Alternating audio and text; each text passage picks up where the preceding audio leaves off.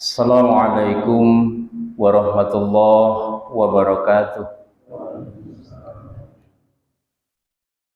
Innal hamdalillah nahmaduhu wa nasta'inuhu wa nastaghfiruh wa na'udzu billahi min shururi anfusina wa min sayyiati a'malina. May yahdihillahu fala mudhillalah wa may yudlil fala hadiyalah.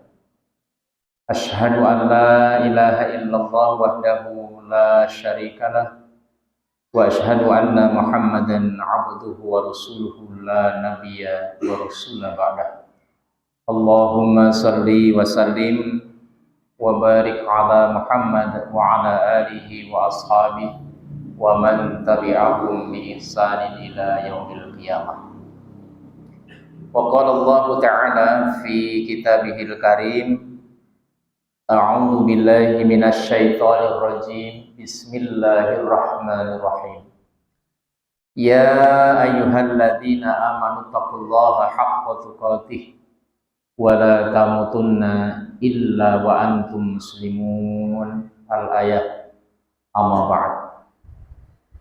Bapak-bapak, ibu-ibu, saudara-saudaraku jamaah salat maghrib dan salat isya Masjid Safirul Yahya yang saya hormati, alhamdulillah kita bersyukur kehadirat Allah Subhanahu wa taala pada malam hari ini. Allah masih memberikan pertolongan kepada kita. Allah masih menguatkan iman Islam kita sehingga kita bisa hadir memakmurkan masjid kita ini dengan sholat berjamaah dan juga dengan kajian ilmu. Mudah-mudahan semua aktivitas ibadah kita dari semenjak kita niatkan sampai nanti kita pulang ke rumah masing-masing dicatat sebagai amal soleh di sisi Allah Subhanahu wa taala. Amin ya rabbal alamin.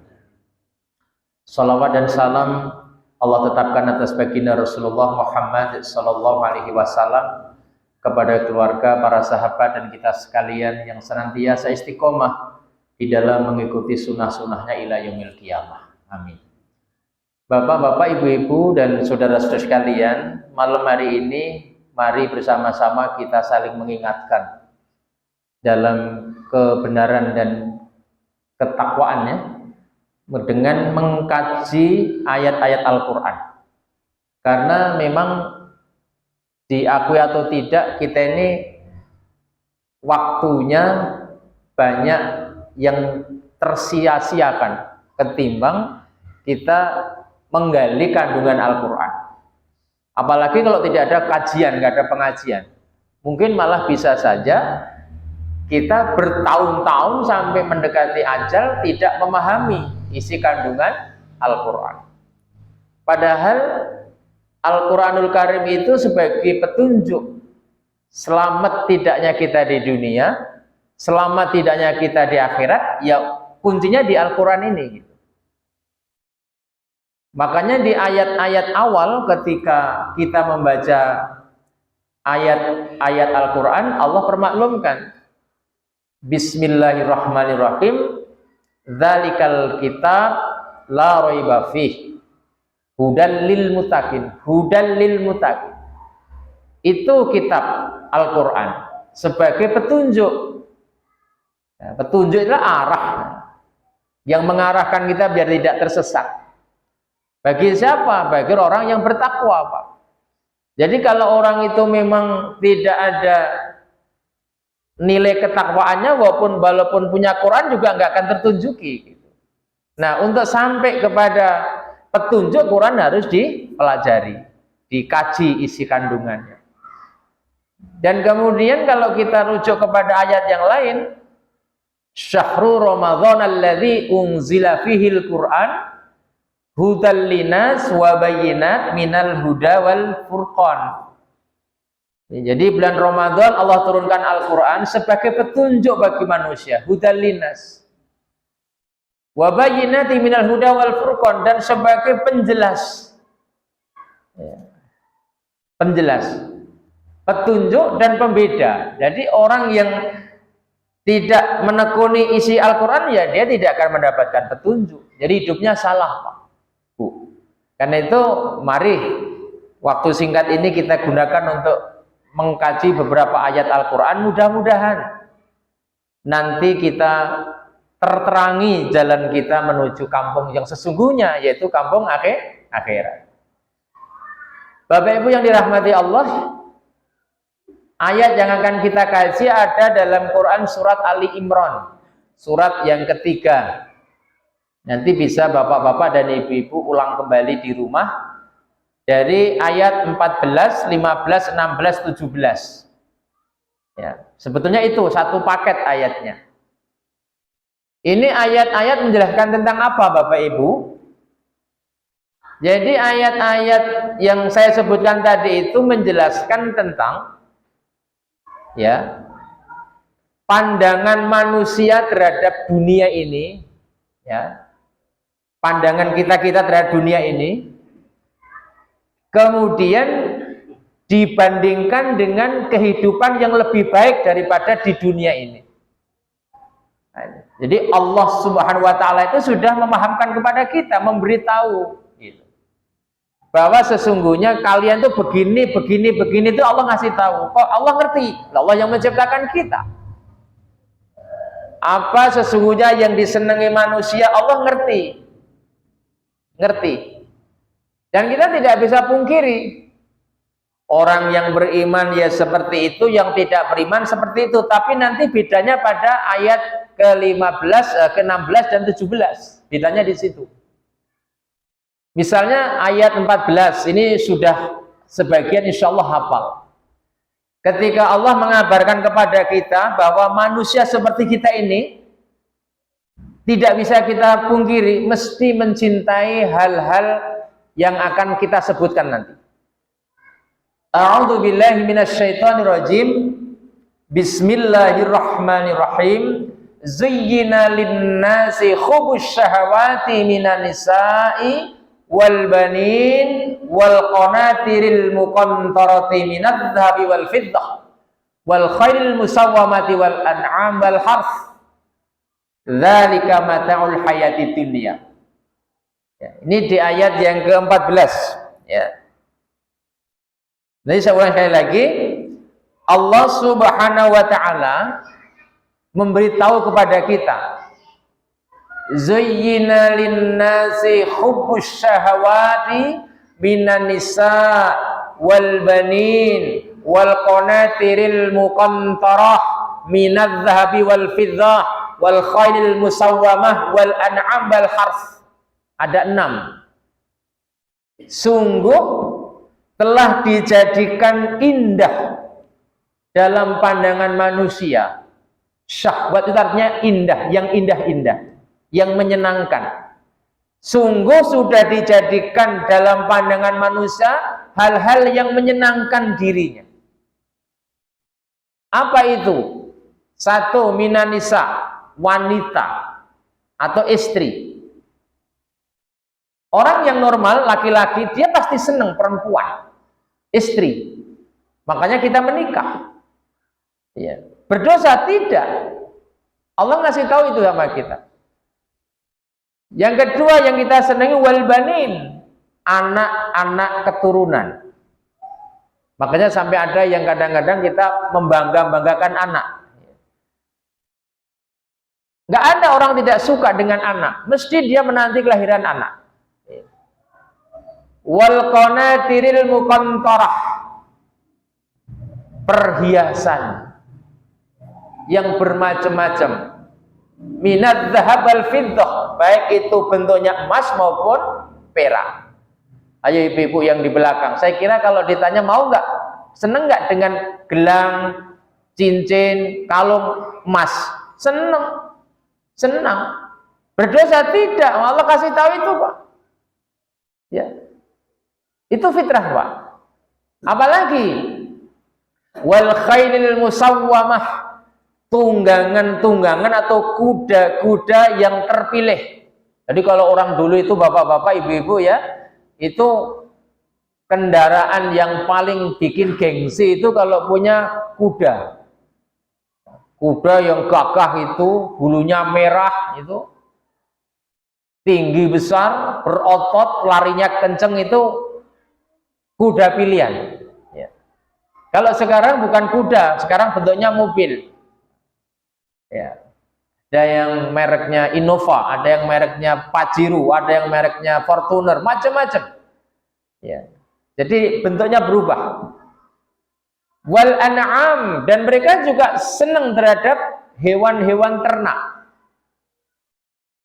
Senang mereka punya ratusan kambing, ratusan sapi, peternak senang.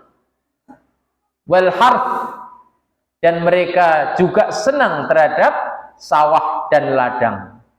Jadi apa saja tadi, manusia itu ditanamkan dalam dirinya itu senang terhadap, kalau laki-laki wanita, kalau bapak, kalau ibu ya pria, pasangan hidup. Yang kedua anak keturunan. Ketiga perhiasan, baik itu emas maupun perak. Yang kelima adalah hewan tunggangan yang terpilih atau kendaraan yang bagus kalau sekarang.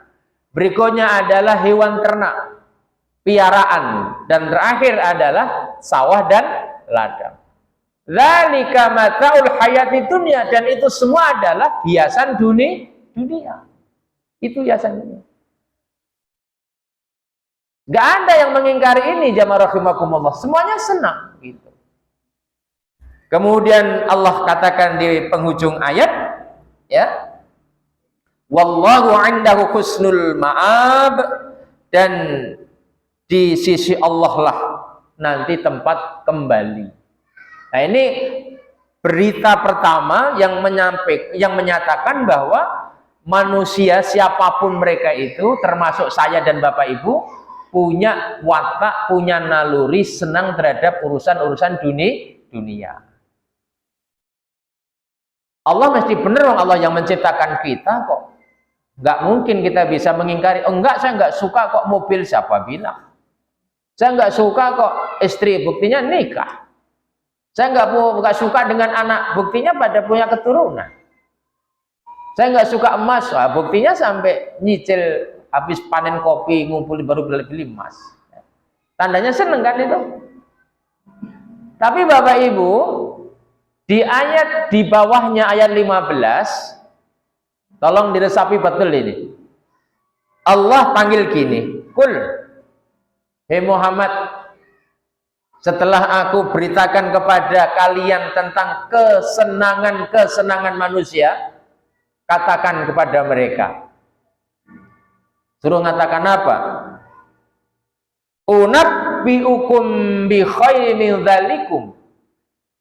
Hai manusia, termasuk kita semua ini, maukah kami tunjukkan sesuatu yang lebih baik daripada hal-hal yang tadi? Mau enggak aku tunjukkan kepada kalian sesuatu yang nilainya lebih baik daripada istri, daripada anak, daripada perhiasan, daripada tunggangan yang bagus, daripada ternak, termasuk daripada sawah ladangmu. Mau nggak aku tunjukkan yang lebih bagus dari itu? Oh, ternyata Bapak sekalian, selama ini kita masih salah gitu loh. Kenapa salah? Disangkanya kalau sudah punya istri cantik, punya anak yang banyak, punya tabungan emas dan perak, punya kendaraan yang kelas, ya, punya apa lagi? Sawah ladang yang luas, punya piaraan atau ternak, disangkanya sudah paling hebat. Tidak. Disangkanya sudah nikmat yang tertinggi. Belum Bapak sekalian. Ternyata menurut Allah ada yang lebih baik dari hal-hal itu tadi semua.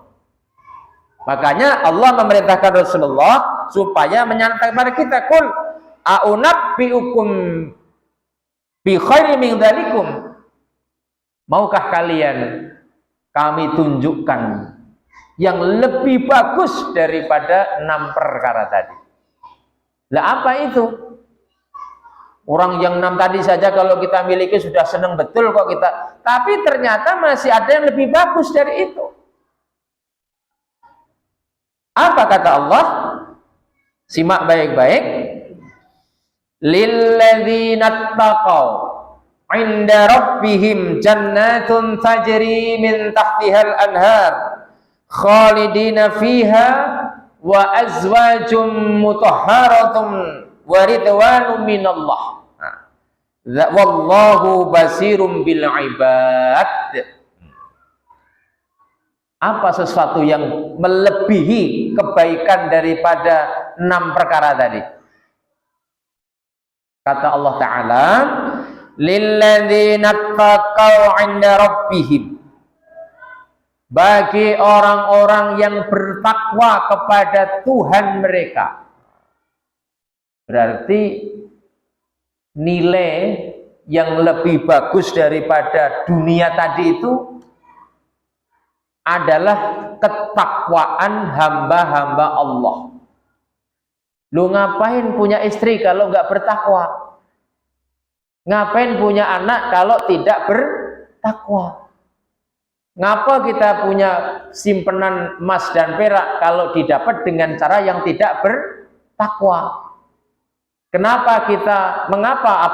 Buat apa kita bisa menaiki kendaraan yang mahal-mahal kalau kita dapatkan dengan cara yang tidak takwa?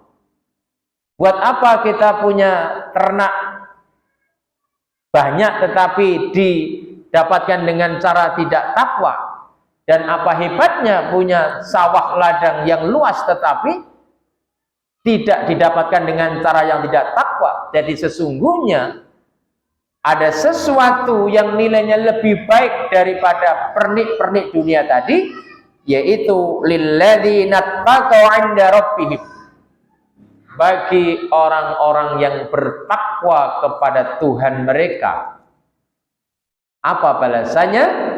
Jannatun tajri min tahtihal anhar, maka mereka kelak akan mendapatkan jannah, surga. Jadi yang dimaksud di sini sesuatu yang melebihi kebaikan dunia adalah surga. Dan surga itu hanya diperuntukkan orang-orang yang bertakwa. Bagaimana gambaran surga itu? Tajri min tahtihal anhar, mengalir di bawahnya sungai-sungai. Khalidina fiha, mereka kekal di dalamnya. Wa azwajum mutahharah, dan mereka didampingi istri-istri yang suci. Oh, tadi nanti bapak-bapak, kalau kita bisa menjadi orang takwa, nanti akan mendapatkan istri yang mutahharah, istri yang suci. Jadi kalau sekarang kita punya istri cerewet, itu ya nggak usah terlalu disesali. Nah, punya istri bikin sakit hati, itu ya nggak usah terlalu ngersulo. Asal kita takwa, nanti di sono itu istrinya kinclong, cantik, mutahharah, bersih. Gitu. Terus ibu-ibu yang belakang nanya lah, terus kami dapat suami yang bagus enggak, Pak? Ya dapat, sama aja. Kalau ibu-ibu sekarang takwa, itu gambaran surga. Jadi dunia yang kita tempati itu tidak sebanding dengan indahnya surga. Jannatun tajri min tahtihal anhar khalidina fiha wa azwajum mutahharah wa ridwanum minallah. Sudah diberikan tempat yang nyaman, ditemani istri-istri yang suci, ditambah wa ridwanum minallah, mereka mendapatkan ridha Allah. Duh, kalau Allah senang gitu kan kita juga tentram, Bapak. Tempatnya nyaman, pendampingnya menyenangkan, mendapat ridho Allah. Itu. Mungkin bapak-bapak dan ibu-ibu agak mikirnya gini, apa ya mungkin model-model kita ini? Loh, mungkin asal nanti syarat 17-nya ke-17 dipenuhi. Gitu. Nah, sebelum sampai ayat 17, di ayat 15 itu wallahu basirum bil ibad, dan Allah Subhanahu wa taala Maha melihat atas apa yang dikerjakan hamba-hambanya. Saya ulangi, ayat 14 menceritakan tentang hal-hal yang dicintai manusia di dunia ini. Ayat yang ke-15 menceritakan tentang sesuatu yang lebih baik dibandingkan dengan urusan dunia tadi. Lah yang ke-16 jawabannya. Siapa orang-orang yang takwa itu? Siapa mereka atau golongan yang bakal mendapatkan jannatun tajri min tahtihal anhar khalidina fiha wa azwajum mutahhara wa ridwanu minallah, itu siapa? Ada enggak bapak-bapak, ibu-ibu harapan masuk di sini? Harus optimis. Asal dua ayat ini diamalkan. Kuncinya amalkan ayat yang ke-16 dan ayat yang ke-17. Itu kuncinya. Dua ayat inilah kunci menjadi ahli surga. Wih, gampang Pak, gampang. Udah dikasih tahu jalannya sama Allah. Apa itu? Ayat 16. Alladzina yaquluna rabbana innana amanna faghfir lana dzunubana wa qina adzabannar. Ini syarat pertama. Hamba-hamba Allah yang patut untuk menempati surga itu, ciri pertama adalah alladzina yaquluna rabbana innana amanna faghfir lana dzunubana wa qina adzabannar, yaitu orang-orang yang senantiasa berdoa, ya Tuhan kami, sesungguhnya kami beriman kepadamu. Rabbana innana amanna, ya Tuhan kami, ya Allah, sesungguhnya kami percaya kepadamu, beriman kepadamu. Faghfir lana dzunubana, maka ampunilah dosa-dosa kami. Wa qina adzabannar, dan jauhkanlah kami dari api neraka. Doa ini Bapak Ibu mohon dihafal, mohon diamalkan. Coba bareng-bareng dengan saya. Rabbana innana amanna faghfir lana dzunubana wa qina adzabannar.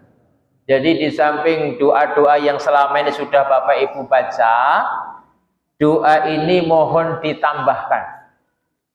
Enggak panjang kok. Rabbana innana amanna faghfir lana dzunubana wa qina adzabannar. Hafalkan Bapak Ibu? Wah, ya nanti kalau belum pokoknya dibuka Quran surat Ali Imran ayat ke-16, Pak. Coba sekali lagi bareng sama saya. Rabbana innana amanna faghfir lana dzunubana wa qina adzabannar. Artinya apa? Sekali lagi, Rabbana, wahai Tuhan kami, innana amanna, sesungguhnya kami beriman. Bapak Ibu hayati membaca doa ini. Gak akan ada orang masuk surga tanpa mengakui keimanan kita kepada Allah. Saya percaya ya Allah dengan apa yang Engkau ajarkan kepada kami. Rabbana innana amanna. Itu. Waghfir lana dzunubana, karenanya ya Allah ampunilah dosa-dosa kami. Bapak Ibu, sadar nggak sadar kita ini sebetulnya banyak menampung kesalahan. Apakah itu dosa kecil, mungkin pernah melakukan dosa besar. Nggak ada yang bisa luput dari dosa. Makanya kita jangan malu, cuma ngomong. Ya Allah ampuni. Waghfir lana dzunubana. Terus ditutup wa qina adzabannar, dan jauhkan kami dari azab neraka, siksa neraka. Kapan waktu yang paling pas membacanya? Nanti di ayat terakhir, ayat 17. Bukan nggak boleh dibaca siang, boleh. Tapi ada waktu yang paling pas dibaca, sehingga bisa tembus ke dalam hati. Rabbana innana amanna faghfir lana dzunubana wa qina adzabannar.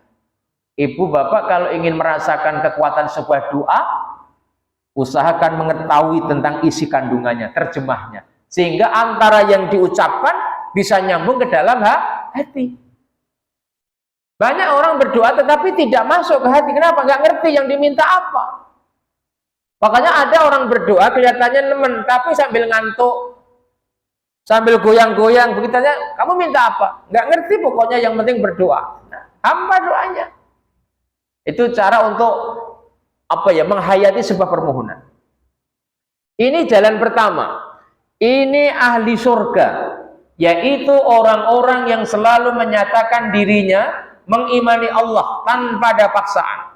Yang kedua, orang-orang yang menyatakan dirinya penuh dengan kesalahan, karenanya dia mohon ampun kepada Allah. Dan yang ketiga, orang-orang yang dengan sadar minta kepada Allah supaya dijauhkan dari api neraka.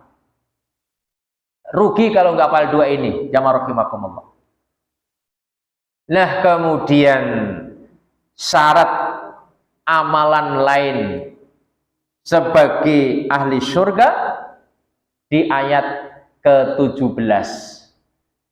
Ingat bapak-bapak, ada 5 amalan ahli surga di ayat 17. Ditambah ayat 16 tadi, berarti 3 ditambah 5 ada 8. Yang di ayat 16 itu ada 3. 1, pernyataan kita iman kepada Allah. 2, permohonan ampunan kepada Allah. 3, permohonan dijauhkan dari api neraka. Lah yang ayat 17, simak baik-baik. Siapa orang-orang yang bakal diberi surga itu, Bapak Ibu sekalian? Ini mengamalkan cuma di dunia loh Pak, kalau udah meninggal nggak ada kesempatan loh ini. Ayat 17 begini. As-sabirina was-sadiqina wal-qanitina wal-mufikina wal-mustaghfirina bil ashar. 5. Pegang baik-baik 5 ini. Demi Allah, kalau kita bisa mengamalkan 5 ini, nggak usah khawatir. Allah jaminkan surga. Gampang Pak, gampang. Cuma mengamalkannya yang mungkin agak sulit.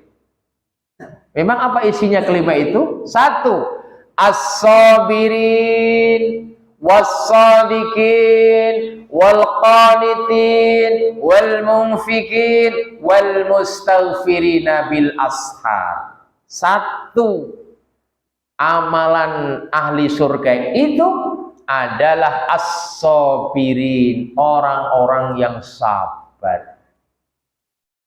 Yuk Pak, kita jadi orang yang sabar. Oh, saya sudah sabar Pak Ustadz, kemarin diserempet motor nggak marah. Bukan itu. Saya sudah sabar Pak Ustadz, kata ibu, kemarin nggak dikasih uang suami juga nggak marah. Itu sabar kecil.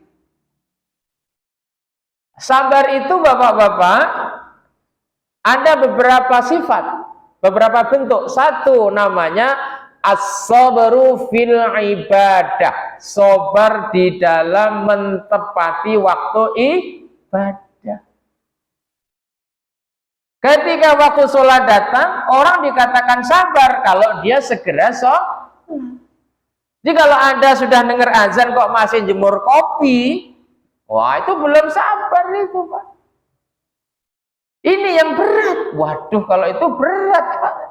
Gimana mau sholat? Mau saya sedang jemur kopi udah seminggu nggak hujan, hari ini hujan, buru-buru jemur kopi. Kalau saya tidak jemur, waduh gimana? Itu nggak sabar Pak. Orang yang sabar itu ketika kumandang azan disuarakan, dia bergegas ke masjid. Apapun yang dia lakukan, dia tinggalkan, Pak. Terutama bagi kaum laki-laki. Itu namanya sabar. As-sabru fil ibadah. Nah, ini yang jadi berat akhirnya kan? Nah, berat. Bahkan kalau ada ibadah-ibadah sunnah, dia kejar itu. Itu orang sabar. Mana ada kebaikan, dia kejar. As-sabru fil ibadah. Maka saya ajak Bapak Ibu, di luar pengajian ini, jaga sholat 5 waktu, berjamaah. Itu orang yang sabar. Apapun yang kita kerjakan, tinggalkan. Surga sudah menanti. Kudo, kok kudo? Iyo, temon. Ajo ayat lewat ya. Masa Allah berbohong? Gak mungkin. Ayo. Maka kalau orang sabar, masjid ini dalam 5 waktu paling tidak 3-4 saf, 5 saf. Kenapa? Mereka menginginkan yang lebih bagus, surga. Tapi karena kurang sabar, banyak masjid isinya paling 1 saf. Karena nggak sabar. As-sabru fil ibadah. Yang kedua, as-sabru anil maksiyah. Sabar di dalam meninggalkan kemaksiatan. Sekecil apapun. Kalau malam tahun baru miladiah itu nggak ada perintah bunyiin petasan sama bakar kembang api, amaniuk trompet, jangan dikerjakan. Itu maksiat. Tapi kami nggak bakar kembang api, Pak Ustadz, cuma bakar ikan sama ayam, sama saja. Itu maksiat. Ya. Tapi kami malam itu sambil wiridan, sambil sedang membohongi Allah, sama aja. Kenapa Anda tidak lakukan itu di luar malam tahun baru? Itu namanya tasyabuh, Bapak Ibu. Menyerupai suatu kaum. Tinggalin itu. Iya. Di tahun baru hijrah dan nggak ada perintah memperingati, ini malam tahun baru miladiyah orang Islam pada wah suka